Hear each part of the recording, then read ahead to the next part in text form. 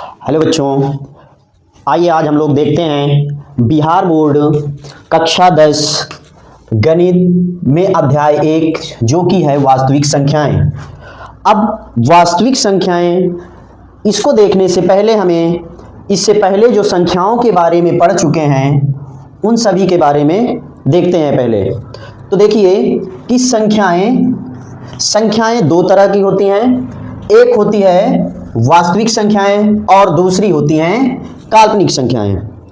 लेकिन यदि इन दोनों को मिला दिया जाता है तो एक तीसरी प्रकार की संख्या हो जाती है जो कि है सम्मिश्र संख्याएं।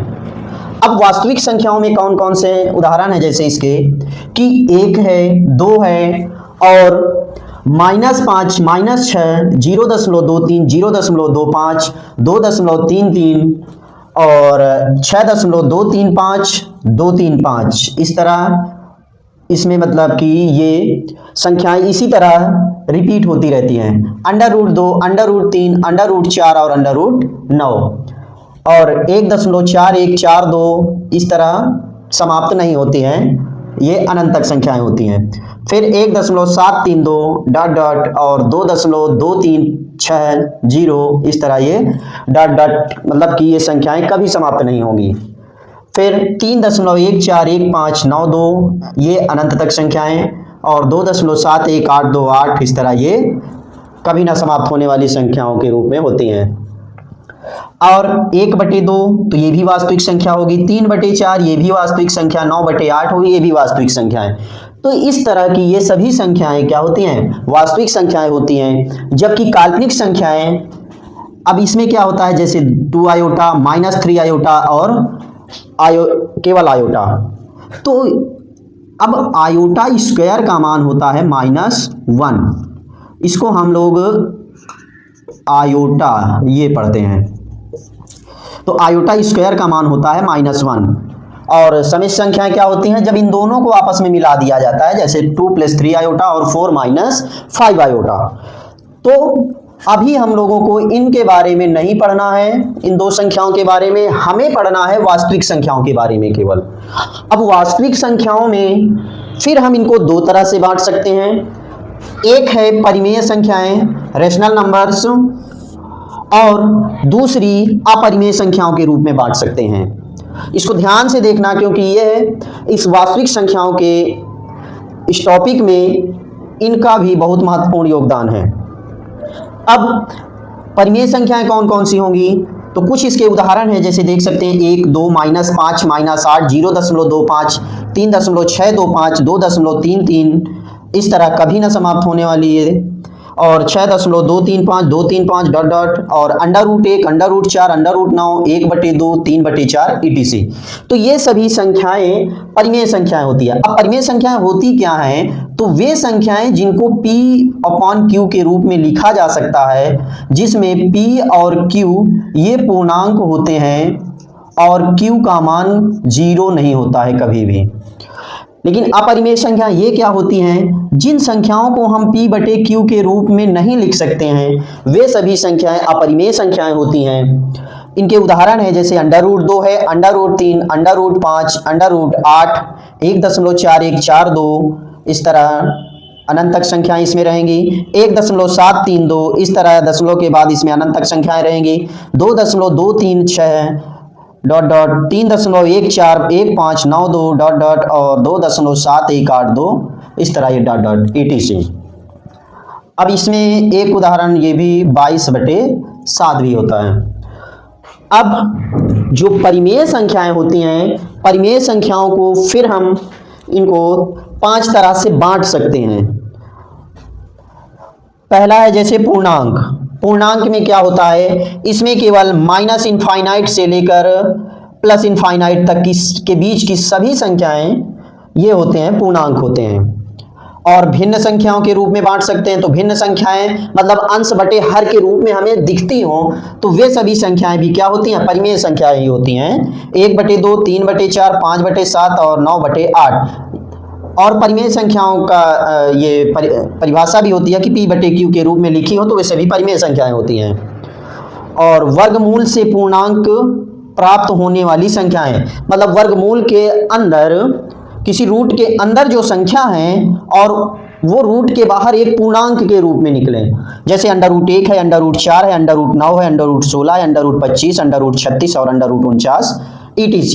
तो ये सभी संख्याएं भी परिमेय संख्याओं के अंतर्गत आती हैं। और फिर अब नेक्स्ट है जो शांत दशमलव प्रसार संख्या। अब जो क्लास 10 वास्तविक संख्याओं में है तो वो शांत दशमलव प्रसार संख्या, शांत आवर्ती दशमलव प्रसार संख्या और अशांत अनावर्ती दशमलव प्रसार संख्या, ये इसके सिलेबस में ही है। तो अब 0.25 शांत दशमलव संख्या प्रसार संख्या, मतलब शांत का मतलब दशमलव के बाद संख्याएं रुक जाएं। तो देखो 0.25 दशमलव के बाद संख्या रुक गई, फिर इसमें भी दशमलव के बाद संख्या रुक गई, इसमें भी दशमलव के बाद संख्याएं रुक गई, इसमें भी दशमलव के बाद संख्याएं रुक गई हैं। तो ये शांत दशमलव प्रसार संख्याएं हैं। और अशांत आवर्ती दशमलव प्रसार संख्या, आवर्ती का मतलब होता है बार बार कोई संख्या आना।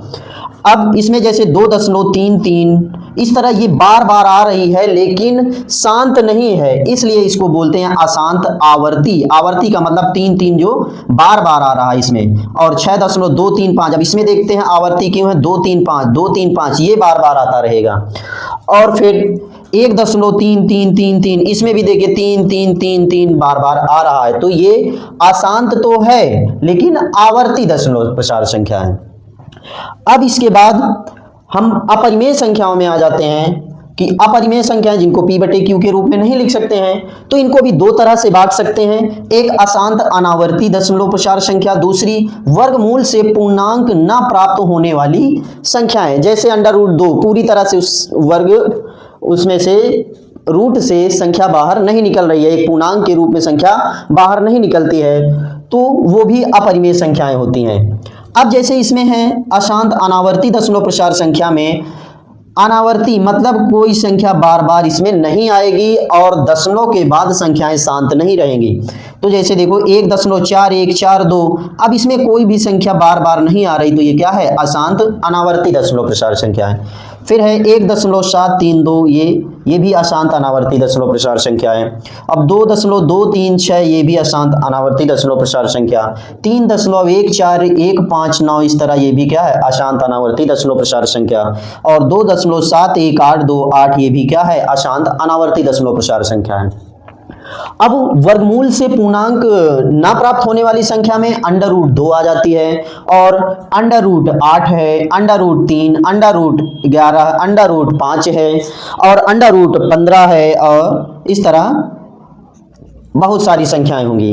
अब इनमें देखते हैं कि ये भी अशांत अनावर्ती, इन रूट के बाहर जब निकलेंगी तो ये भी अशांत अनावर्ती दशमलव प्रसार संख्या ही होंगी। जैसे रूट 2 का मान ये होता है 1.4142, और रूट 3 का मान होता है 1.732 इस तरह, और रूट 5 का मान होता है 2.236 ये होता है। और ये 3.14159 है, तो ये है पाई का मान। पाई का मान ये होता है 3.14159।